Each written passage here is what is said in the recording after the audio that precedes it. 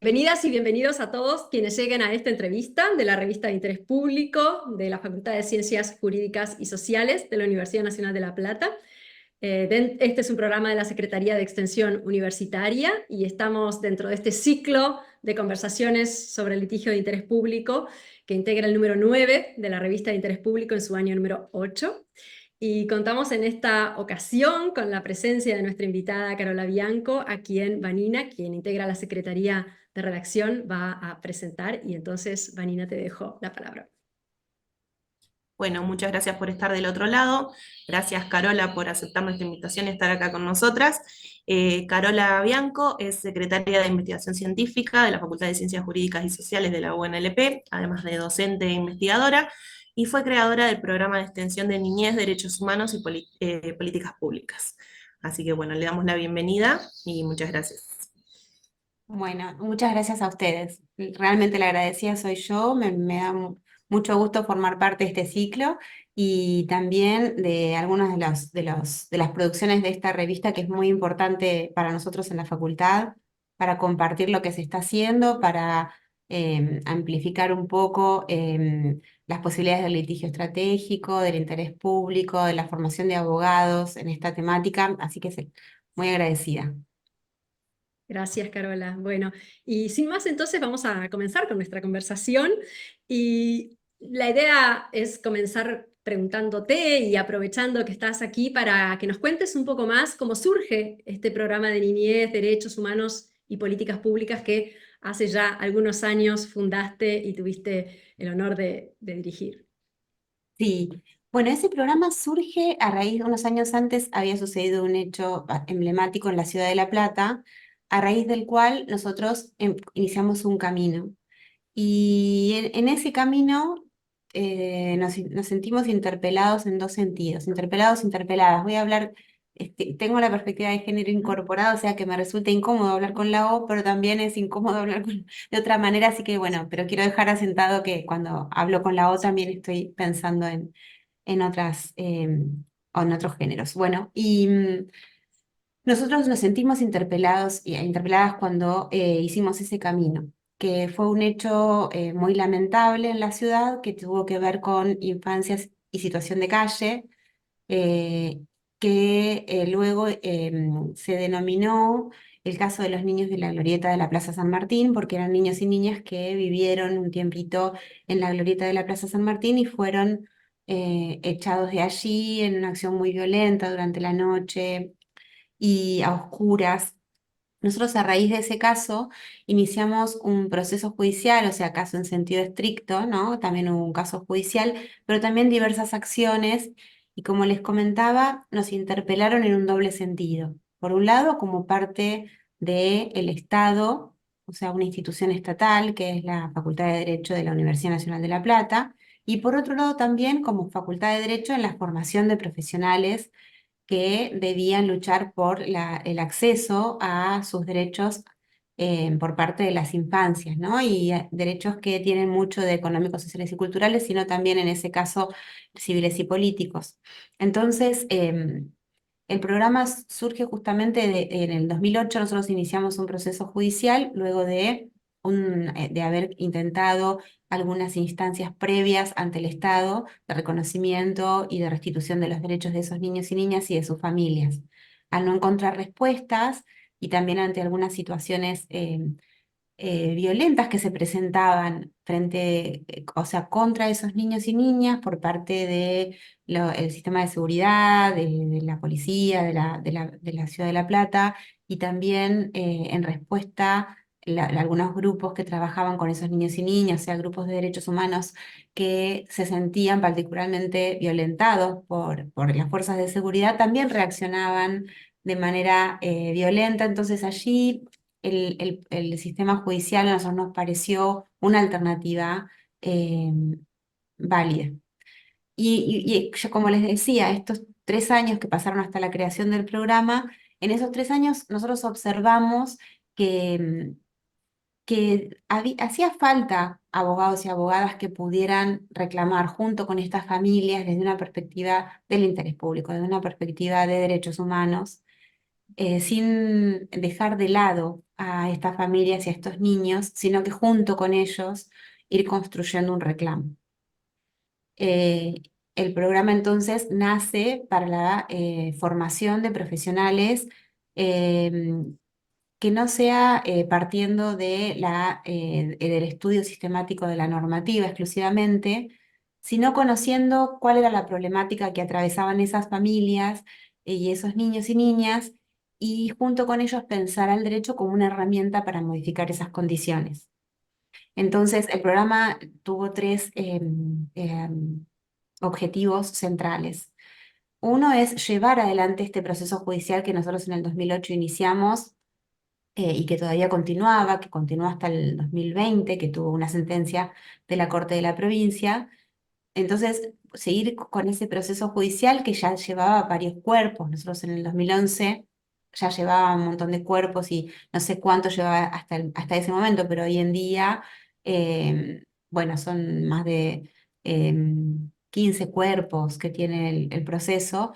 Y entonces, por otro lado, con esa información, construir herramientas pedagógicas para trabajar con abogados y abogadas a los que les interese la temática, pero desde el conocimiento, ¿no? El problema social que atraviesa.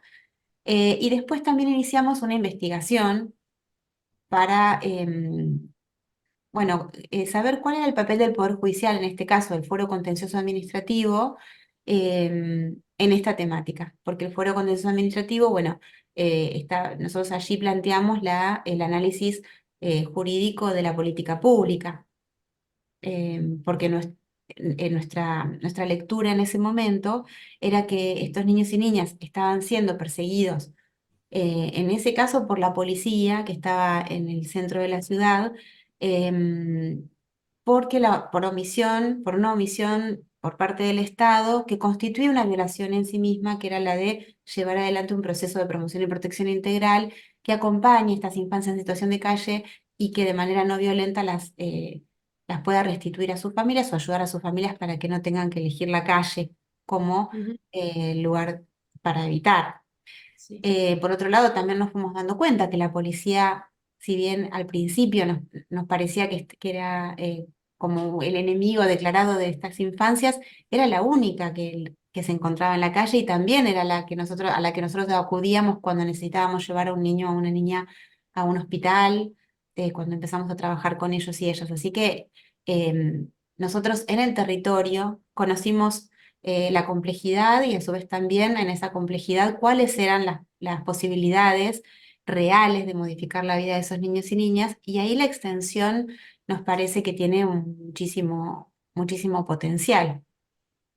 Por eso Sí, creamos el es algo muy programa. interesante, ¿no? Porque creo que nos pasará a las dos, Vani, que te escuchamos y sin que el programa fuera equivalente al trabajo clínico, tiene algo muy fuerte en común. Y no es la judicialización del reclamo, que sería lo obvio, sino que es esta mirada aplicada a una nueva pedagogía, apoyada en una cierta inclinación de carácter de los actores intervinientes, desde quienes generan el espacio, como tu caso y quienes colaboraban contigo, así como los estudiantes que se acercan, ¿no? Y lo que veo en común, y eso es interesante para quienes también vean el resto de las entrevistas, es que hay un denominador común que justifica comenzar a pensar en otro enfoque sobre el derecho, en otra mirada complementaria, ni mejor, ni peor, ni superior, simplemente complementaria, adicional, y a la que evidentemente tenemos que dedicar, por una cuestión cronológica de que hasta ahora no se le ha dedicado tanto espacio ni atención, un poco más de trabajo y un poco más de énfasis en la formación y en la educación, ¿no? Creo que, como decís, queda clara la importancia de la extensión y del rol de las universidades en este sentido, pero quizá la pregunta necesaria es, ¿cómo ves entonces esa transición hacia generar esa formación? Porque la importancia también parece un poco desprenderse de tu discurso, pero ¿qué pensamientos, qué reflexiones tenés respecto de cómo educar, hacia dónde hace la educación universitaria en este sentido?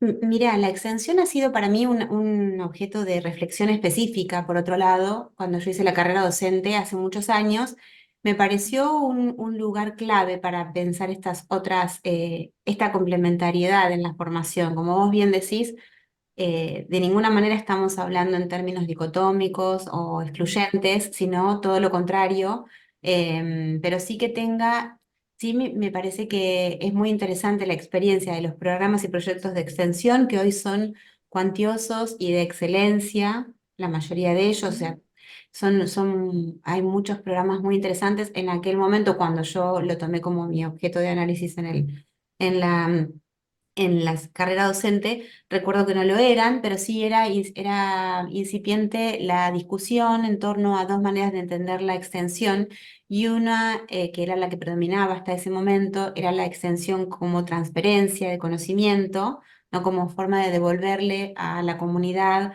lo que la comunidad a nosotros nos aportaría en términos de impuestos, en términos de apoyar la educación pública, más que conocimiento. En realidad lo que nos aporta es la posibilidad de que nosotros estudiemos.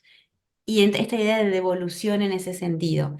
Y por otro lado, una mirada incipiente en ese momento y que hoy me parece que es predominante en los programas y proyectos, que es una extensión como diálogo, ¿no? Con la comunidad y una construcción con la comunidad de un saber que es imprescindible después para interpelar nuestra herramienta o para construir herramientas jurídicas. Entonces, otra idea diferente donde la comunidad tiene mucho para ofrecer, mucho más que los impuestos o mucho más que... Entonces, es algo que es una construcción conjunta que también de alguna manera legitima el derecho que estamos enseñando, aprendiendo y luego ejerciendo.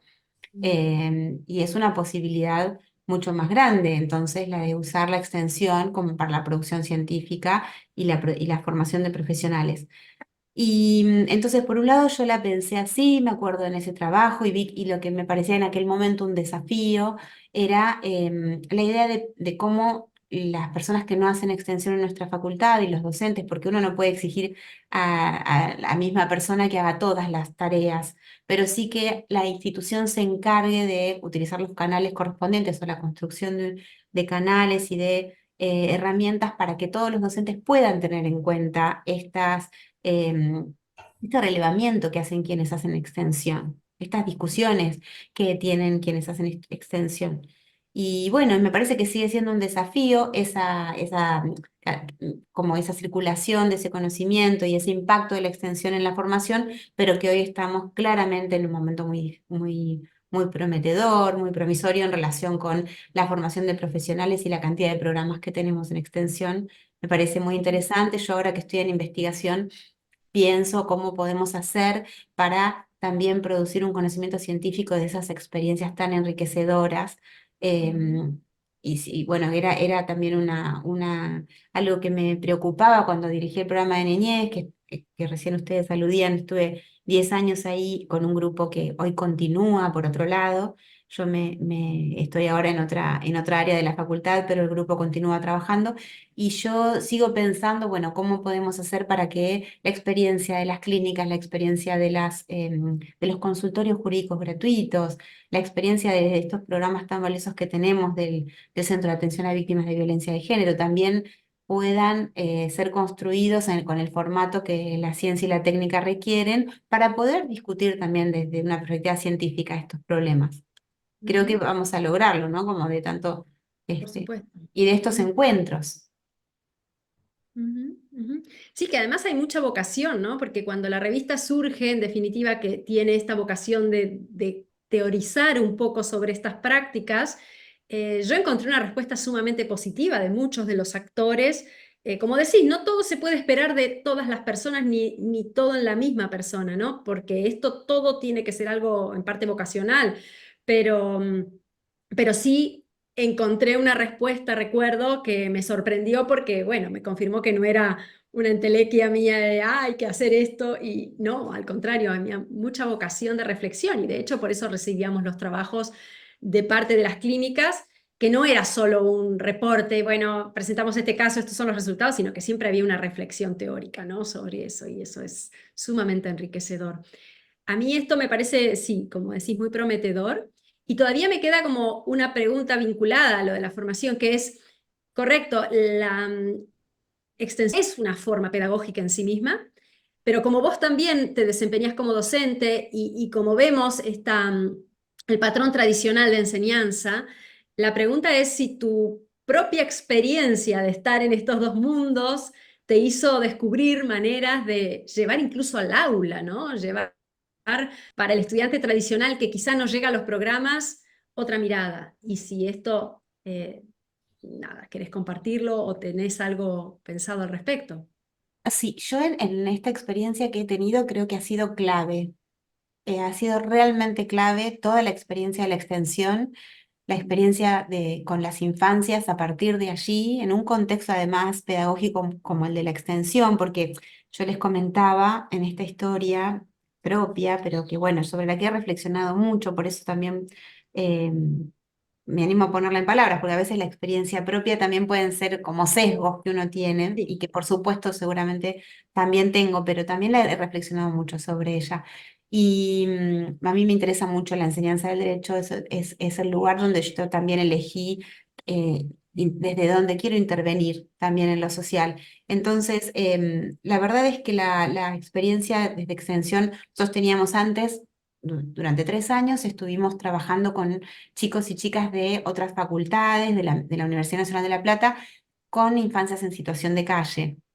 Cuando nos ofrecen la posibilidad de hacerlo desde la facultad, nosotros aceptamos y presentamos una propuesta de programa donde yo también como que intenté que podamos ofrecerle ese espacio a personas de otras disciplinas. Estábamos trabajando con trabajadoras sociales, con sociólogas que tenían un papel central en nuestras discusiones. Entonces, hicimos un programa interdisciplinario. En esa interdisciplina y con la posibilidad de pensar desde la institución, pudimos sostener un montón de actividades, como les decía, y diversificar nuestro aprendizaje y nuestra producción.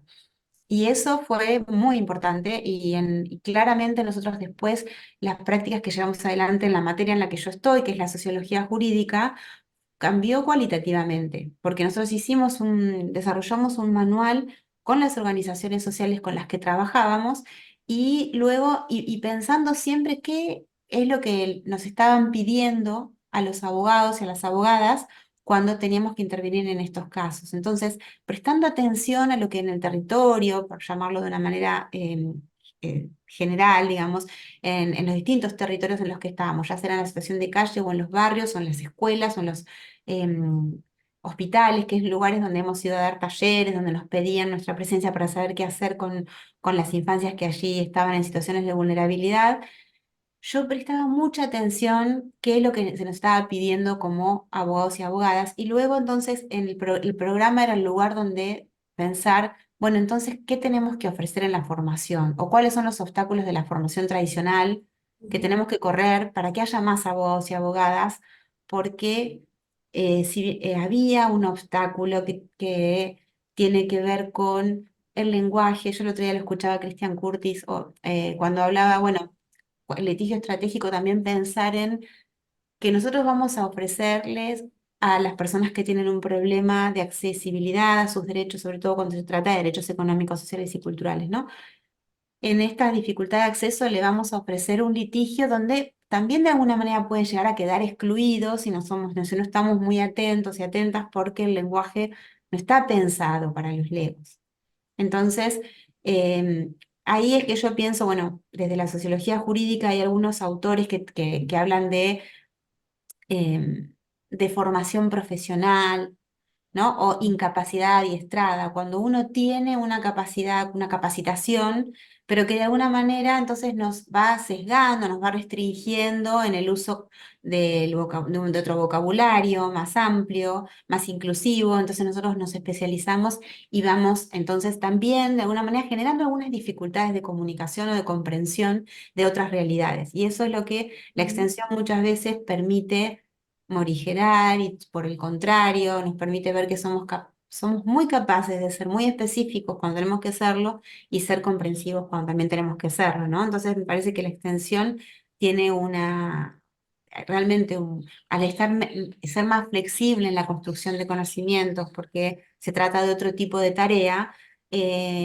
genera mayores capacidades. Yo ahora que estoy en investigación, igual estuve en investigación desde siempre también, porque tuve esa casualidad, digamos, no bien yo terminé en el año 95, chicas, no sé si ustedes habían nacido.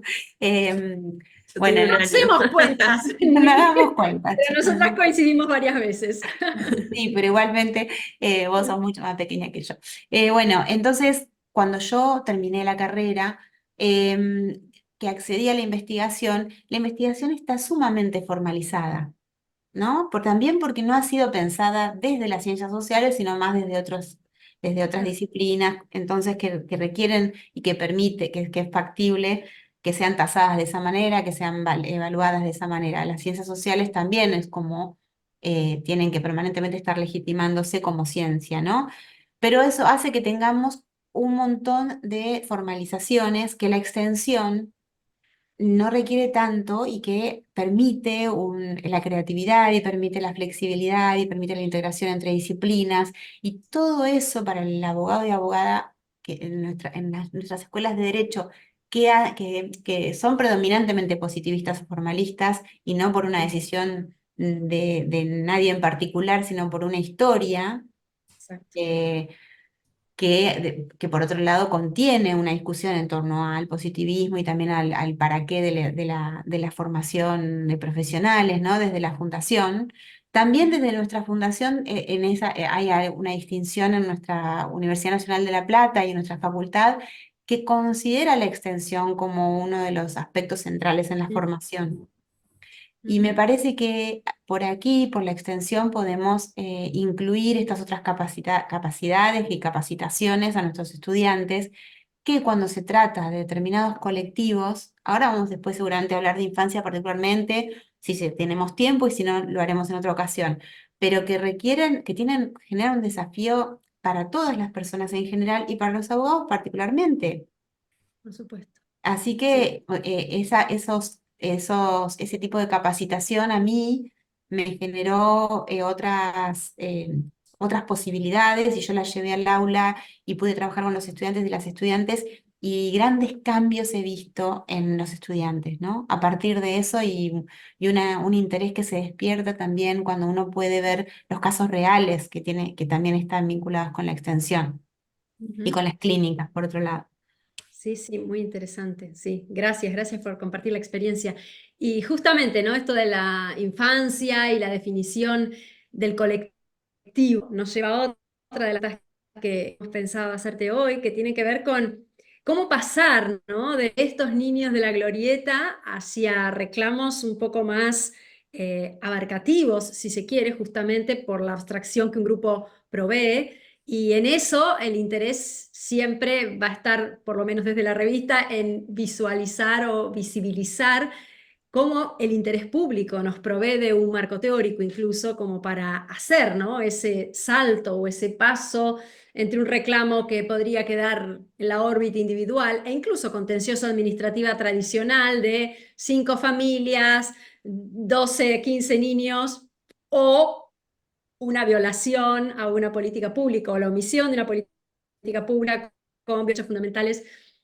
Bueno, esto es un cambio de tornas, ¿no? Porque pasamos de algo que todos entenderíamos y que hasta un administrativista podría apoyar, a algo que quizá rompe todos los esquemas tradicionales y no necesariamente un administrativista tradicional aceptaría, porque diría que esto va en contra de los conceptos fundamentales de la disciplina. Y sin embargo, en esta ruptura es donde se abren las posibilidades de estos cambios, ¿no? Del cambio más potente, el de modificar algo en la realidad social, de hecho puede servir para algún tipo de cambio social, ¿no? Entonces queríamos saber cuál ha sido la experiencia de ustedes, si hubo algún tipo de transición entre ese caso particular y que seguro lo hubo, porque el programa es niñez, no es simplemente un consultorio jurídico gratuito dedicado a estos niños. Y si nos querés contar cómo fue esa transición, y no solo las reflexiones teóricas, sino prácticamente cómo lo fueron implementando. Sí, lo que vos decís, comparto completamente estas reflexiones que nos aportaste. Nosotros nos sentimos, como decíamos, interpelados e interpeladas de manera institucional, como parte de la institución y también de manera personal.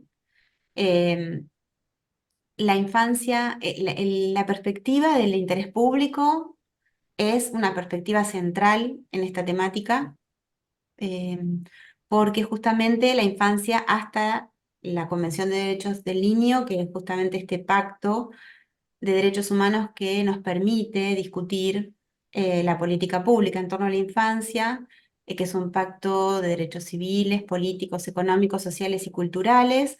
em, Justamente coloca en el ámbito de los derechos humanos todas las cuestiones referidas a la infancia, es decir, que son cuestiones que son de orden público.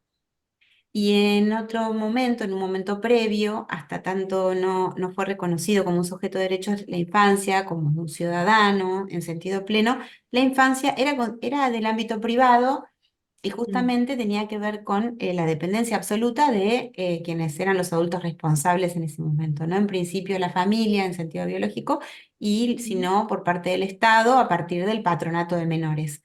Mm. Entonces, que se convierta en un sujeto de derechos que sea de orden público la temática implicaba una discusión del interés público, de la construcción de una política pública que permita generar modificación en las prácticas históricas en torno a a la infancia. Es decir, es imposible generar un cambio en el orden de las prácticas haciendo con solamente un cambio jurídico, es decir, modificando jurídicamente la posición de la infancia. Entonces, Maribel, es decir, un montón de autores y autoras que trabajaban, García Méndez, trabajaban en ese momento en cuestiones de infancia, Cecilia Grossman, en cuestiones de familia. Cuando aparece la Convención de Derechos del Niño, y hablan de un cambio paradigmático, de que esa convención implicaba un cambio de prácticas en la familia, la comunidad y el Estado en torno con la infancia, es decir, una vinculación diferente con las infancias y que eso era un desafío muy grande porque implicaba un cambio social, porque si no ese cambio de posición jurídica no se iba a reflejar en el cambio, en una posición social diferente de la infancia, de las infancias. Mari Beloff en un texto muy lindo lo dice, ¿no? Un modelo para armar y otro para desarmar. Y dice, bueno, esta convención tiene ese desafío. Entonces, si nosotros no pensamos como abogados y abogadas, teníamos también un desafío, que era, este cambio implicaba la desjudicialización, nos decía Silvia Stuchli, quienes estaban en ese momento en el Comité de Derechos del Niño por la Argentina, que es un organismo que es el encargado un poco de construir los datos necesarios para ver en qué estado está la aplicación de la convención en los países que la habían suscrito. Ella decía, bueno, la desjudicialización y la desinstitucionalización son las dos actividades centrales para garantizar que este nuevo sistema, digamos, para desarmar el viejo modelo. Como principio, desinstitucionalizar y desjudicializar. Y después, entonces, que todo vaya a un sistema de promoción y protección integral. Pero podía llegar a ser visto como una paradoja que nosotros entonces introduzcamos dentro del Poder Judicial la discusión. Entonces, por eso bien, Ujú. como vos bien decías recién, hicimos primero unos pasos previos de intentar interpelar a los organismos que el Estado suponía que eran los idóneos para trabajar en estas temáticas y los que encontramos en ese momento es que si bien se había desarmado el patronato de menores porque era inconstitucional, es decir, no se podía institucionalizar a las infancias por situaciones de irregularidad, sino que había que cambiar las situaciones de irregularidad, de eso ahora estaba encargado el Estado, no se había creado el sistema de promoción y protección integral. Y esto generaba este desafío. Por un lado, generar una obligación o mostrarle al Estado que el causante de estos daños que estaban teniendo los niños y niñas, en este caso en situación de calle, era homólogo del daño que estaban teniendo en sus barrios otros niños y niñas y en sus casas otros niños y niñas que no pertenecían tampoco a sectores desaventajados, sino esta idea de la infancia como objetos de protección generaba muchos perjuicios a muchos niños y niñas y que no había un sistema de promoción y protección integral, cosa que podíamos comprobar y demostrar a partir de este caso, pero que eso era la misma causa, o sea, la causa la estaba poniendo el Estado al omitir la creación de ese sistema, em, y que era necesario modificar, o sea, construir una política pública, porque esos casos particularmente, si bien también se pueden judicializar porque muchos de esos niños lamentablemente terminaron, muchos de ellos han sido asesinados en el transcurso del proceso porque estaban en situación de calle, en situaciones de mucho riesgo, em, bueno, que ahí yo les decía, nos vimos interpelados e interpeladas en este doble sentido, por un lado de abogados y abogadas que tienen que desjudicializar los casos particulares de infancia, pero judicializar la política pública y construir junto con los destinatarios de estos derechos estos reclamos para no sustituirlos en su voz y terminar como invisibilizándolos nuevamente, ¿no? En Sí. nombre de su protección, invisibilizarlos era lo que el viejo sistema, el patronato hacía, entonces nosotros no podíamos replicarlo, teníamos que construir las soluciones con ellos y ellas, y para eso había que producir un diálogo, fortalecerlo y construir los reclamos junto a ellos.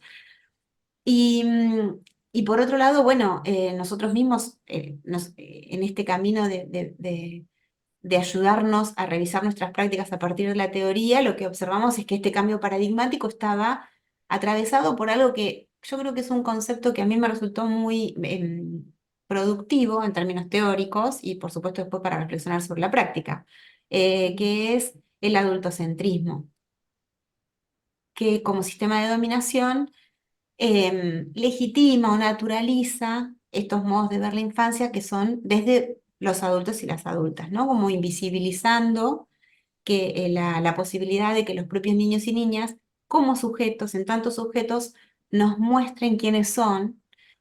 Y en plural, Alejandro Kusianovich, que es un filósofo y un educador que está en Perú, eh, bueno, que tuvimos la suerte de que venga invitado precisamente desde el programa, como desde los consultorios y desde el programa de niñez, nosotros lo invitamos porque él trabaja con niños y niñas trabajadoras del Perú, una temática muy delicada y que nosotros sabemos que hacen un trabajo sumamente interesante en cuanto al protagonismo infantil, que es intachable en términos éticos, por otro lado, porque por supuesto que estas temáticas deben ser miradas en gran medida por ahí, desde ahí. Y ellos, bueno, este educador nos habla de las infancias en plural. También es el creador de la pedagogía de la ternura, que no debe confundirse con una mirada ingenua, ¿no? De estas problemáticas, que por supuesto los litigios de interés público nos llevan a la cuestión política del asunto, no partidaria, sino política, ¿no? La cuestión de la política pública de la que estamos hablando. Em, bueno, no me acuerdo exactamente cuál había sido la pregunta que me generó tantas No, alocuciones. pero fue muy interesante porque un poco lo respondiste, ¿no? Como esta transición hacia planteos guiados por el interés público y en definitiva ilustraste algo que lo dijiste con mucha claridad, pero quiero resaltar que es cómo hay un cambio de paradigma y ese cambio de paradigma implica una desjudicialización, pero vos decías, paradójicamente nosotros fuimos a la justicia, pero también ilustraste después, que era lo que te iba a preguntar, que es otra manera de ir a la justicia, que es una manera no de, digamos, judicializar, incluso hasta barra criminalizar, porque en algún supuesto podría hacerlo, a esa niñez o culpar o responsabilizar o estigmatizar, que era lo anterior, sino ir a la justicia como para encontrar una aliada para empujar ese cambio y para cuestionar esas políticas públicas o para forzar al Estado a hacer lo que por alguna otra razón todavía no ha hecho, ¿no? Entonces, esa era un poco la pregunta, ¿no? ¿Cómo hicieron la transición hacia un enfoque de interés público desde un planteo que podría haber sido netamente individual? Y lo vinculaste con un cambio de paradigma más amplio, que es el que viene hilado con la convención, y me pareció sumamente interesante esa transición y esa descripción de cómo ustedes mismos lo fueron viviendo. La verdad que es, creo, muy interesante. Y hablando de la justicia, creo que, bueno, te querría dejar la palabra, Vanina, también para si querés introducir alguna pregunta y no monopolizar absolutamente. Pero bueno, vamos llegando como al espacio de la Sí. No, es que va judicialización. contestando muchas de las preguntas que teníamos en las respuestas, porque va todo de la mano, digamos. Así que no, está bien.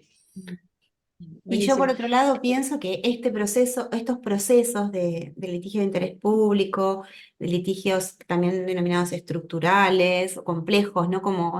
Es la única manera de discutir estas cuestiones con todas las dificultades que después acarrea la ejecución, ¿no? De estas sentencias. Sí, sí, sí. Ahora hablemos nada más que de la sentencia o llegar a esa sentencia que ya de por sí puede ser una carta de triunfo en muchos casos, ¿no? Y después, obviamente, que la implementación del cambio es otro tema. Pero entonces a mí me gustaría preguntarte, dado que ustedes recurrieron a la justicia y como decimos, desde otra mirada, no una mirada paternalista, sino buscar en la justicia una aliada. Bueno, imagino que igualmente no ha sido sencillo, porque la justicia, por su parte, así como estamos hablando de la facultad, de los abogados, de los estudiantes, todos estamos sometidos a una renovación cultural y a un cambio de paradigmas y por supuesto que la justicia no está exenta. Entonces, bueno, si pudieras enumerar cuáles fueron los mayores obstáculos que encontraron en la justicia, ya la sola descripción de la cantidad de cuerpos, que para quien nos escuche y no es de Argentina, significa los volúmenes de expedientes, o los cuerpos son cada tomo, vamos a decir, de expediente, ya es algo, ¿no? Que habla de un obstáculo o de una especie de burocratización de los conflictos. Pero bueno, más allá de que habrán tenido también que vencer obstáculos o incluso sostener dificultades a lo largo del proceso. Sí, para nosotros fue muy importante para conocer, o sea, realmente fue un proceso de conocimiento, la cantidad de cuerpos en la primera instancia, en el fuero contencioso administrativo, resultó justificada luego porque en esos cuerpos se construyó cómo debía ser la política pública para estas infancias que están en situación de calle y también para los programas, para cómo ir construyendo programas que tengan, por ejemplo, una incidencia positiva, como puede ser el CETAI, que es un programa provincial que ahora cumplió 20 años, y que fuimos invitados también porque ellos en su momento también habían sido objeto, digamos, en un momento como lo iban a desmantelar o a fusionar con otros programas, y sin embargo ellos nos pidieron ayuda a nosotros en el programa, al programa de la facultad, y nosotros presentamos una medida cautelar, y finalmente o sea, siguió en vigencia ese programa con el que nosotros trabajamos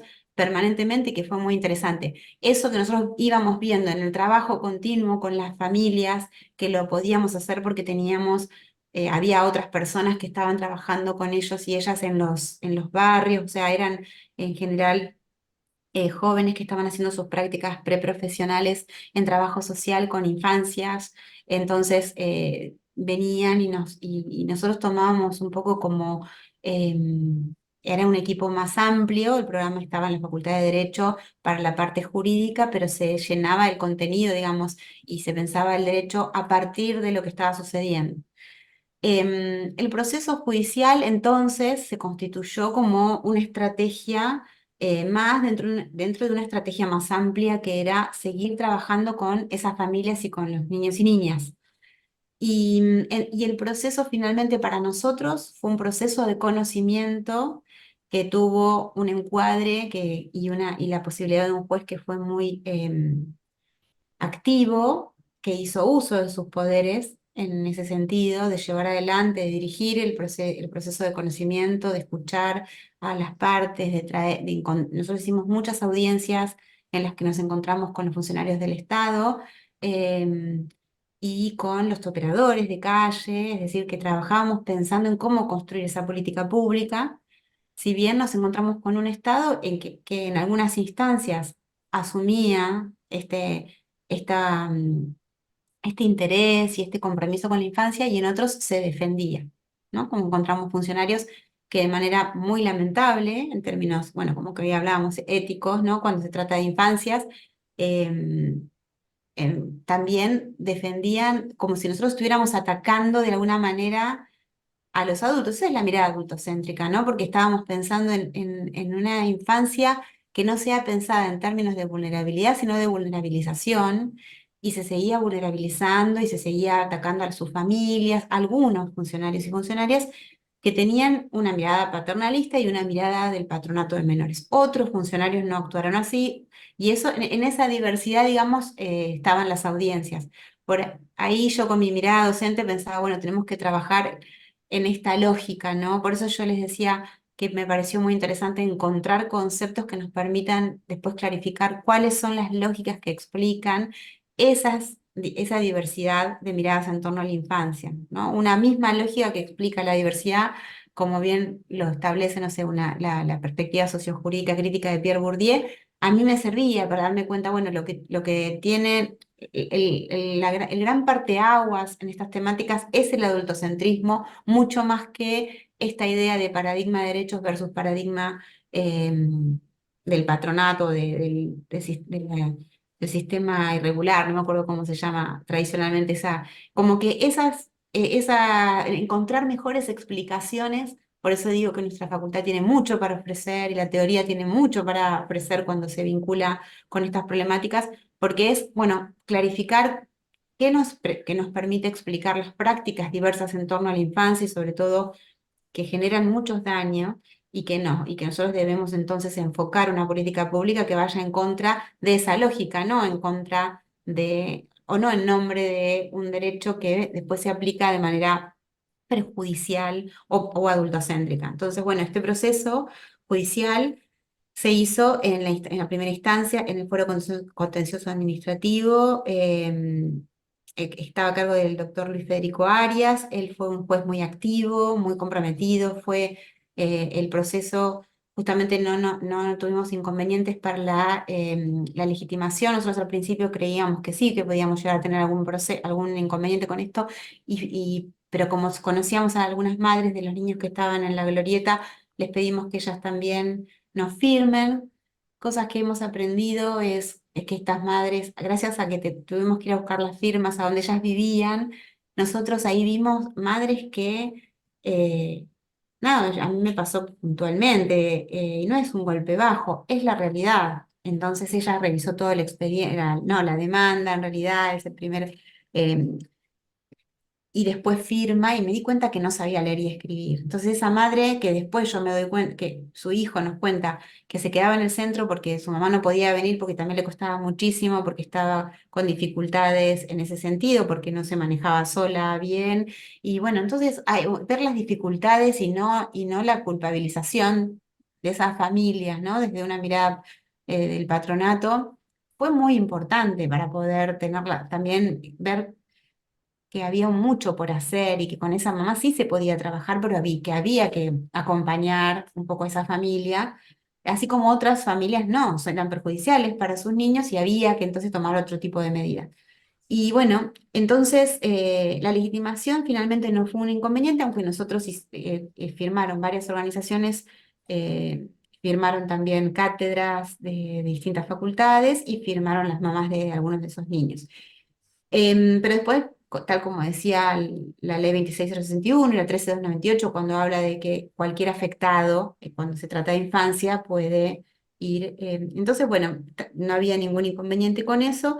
Luego el proceso en sí, si bien el juez fue muy activo, sí sucede esto de la carga de la prueba, que siempre es un poco difícil, porque probar omisiones es mucho más difícil para nosotros. Y en la primera instancia, si bien nos ayudó mucho el juez, una vez que llegó a la corte, allí no tuvimos esa facilidad. Tuvimos una audiencia pública en el 2016, donde nuevamente nos pide que nosotros probemos de que todavía estaba vigente el reclamo por la cantidad de años que llevaban sin resolverla. Entonces, y ahí nosotros tuvimos que volver en 2 meses, para esa audiencia, volver a producir la prueba solicitada.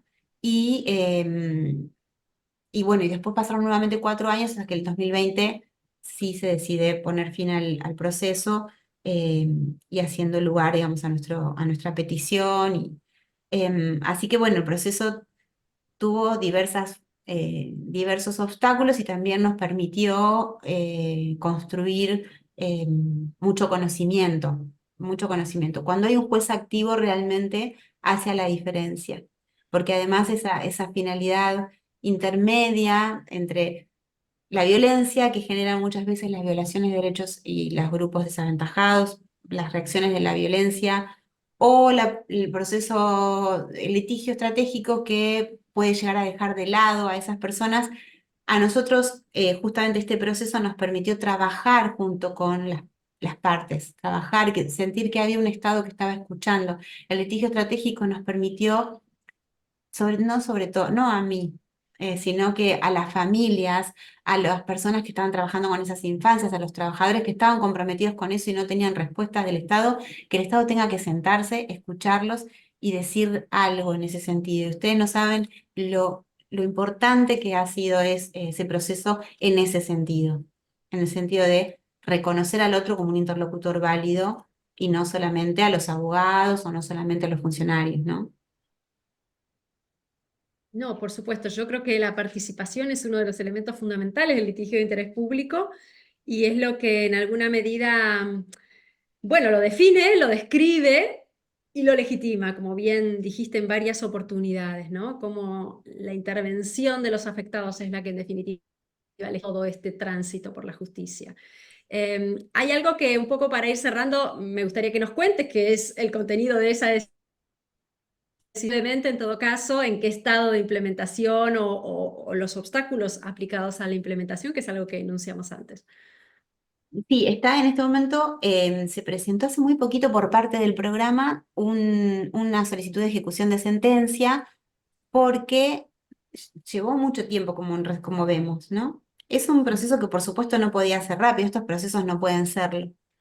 Y son complejos porque requieren de la articulación de diversos actores, diversas instituciones, sectores, jurisdicciones. Y entonces, bueno, se generó una mesa en Fiscalía de Estado para trabajar estas problemáticas, para ponerse de acuerdo. Em, y allí hay algunos principios de acuerdos, o sea, hay acuerdos que tienen que ver con cosas puntuales, no hay una política pública todavía que realmente se haya puesto en marcha. A mí me interesó mucho, tal como ustedes pusieron en su página, lo que sucedió en el caso Berbisky, porque en realidad lo que plantea la Convención de Derechos del Niño es otra posición de la infancia y un Estado que garantice que durante esos primeros 18 años a ese colectivo lo va a acompañar para que pueda desarrollar su autonomía, entonces con un protagonismo que debiera tener también en la producción de datos que nosotros no verificamos, entonces son políticas públicas que en general son adultocéntricas porque siguen siendo pensadas desde adultos para niños y también están atravesadas por una cuestión a veces incluso que desde la sociología se llama racismo, colonialismo, o estas ideas que nosotros tenemos de otras familias a las que no pertenecemos, de otras culturas, como otros contextos, ¿no? Que hacen que esa política pública requiera de la construcción de programas junto con la familia, junto con los niños y jóvenes, para que después tenga una incidencia real. Nosotros eso lo verificamos, es decir, este proceso fue muy importante. Yo la evaluación que hago es que el Poder Judicial tiene un rol fundamental, que no necesariamente, digamos, siempre cumple, o sea, no siempre está a la altura de ese rol. A veces sí, y nosotros y las abogadas y las abogadas que estamos pensando en estas cuestiones agradecemos a ese aliado fundamental que es el juez, que es el que tiene el poder simbólico para decir esto debe ser así y que está a la altura, ¿no? de ese trabajo, sobre todo cuando se trata de infancias. Y en otras ocasiones nos encontramos con que no, bueno, pero las herramientas jurídicas están para seguir en ese camino. Yo creo que cuantos más abogados y abogadas, sí, yo escuché hace poquito a otro docente que trabaja en estas cuestiones, que decía, bueno, el abogado un poco es como no me acuerdo cómo era, como el soldado que invisible porque es el que le plantea las cosas a estos jueces y con abogados que estén a la altura vamos a cambiar también la mirada de los jueces y de las juezas, así que me parece que la Facultad de Derecho y estas instancias son muy importantes en ese sentido. Y en la ejecución de la sentencia, bueno, va a seguir siendo parte de lo que debemos atravesar ahora. Este camino sinuoso, pero que es factible y que es en construcción colectiva e interdisciplinaria de una política pública para la infancia. Yo creo que, bueno, que nos queda muchísimo por hacer y creo que también en estas instancias sabemos que es muy factible. Lo que no tenemos que perder es, digamos, es las ganas de seguir luchando por eso, porque hay muchas tareas que hacer, ¿no? Hay mucho por hacer. Creo que los feminismos en este sentido son un faro porque han logrado cambios sociales que tal vez también han logrado salir del ámbito naturalizado de la mujer, del ámbito privado, y con el tema de las infancias cuesta quizá más porque no han sido ellas las que han enarbolado esas banderas.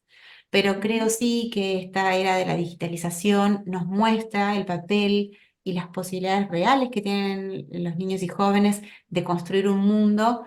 Lo que me parece que tenemos que hacer es generar los puentes de escucha, ¿no? Esto de poner un diálogo, de construir un diálogo que nos permita comprender los distintos roles que tenemos, que nosotros como adultos tenemos un rol central. No quiere decir que estemos pensando en un mundo solo de niños y jóvenes, pero sí que los jóvenes y los niños tienen también mucho para construir también en cuanto al sentido de este mundo y en cuanto a quiénes son ellos y ellas.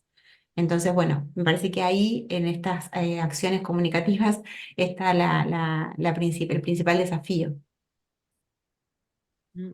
Sí, es todo muy interesante y además esto que decís, ¿no? De, claro, bueno, no es comparable o sí es comparable con el feminismo, pero por otro lado, esta incapaz de ir por sí mismos, claro, rompe la analogía.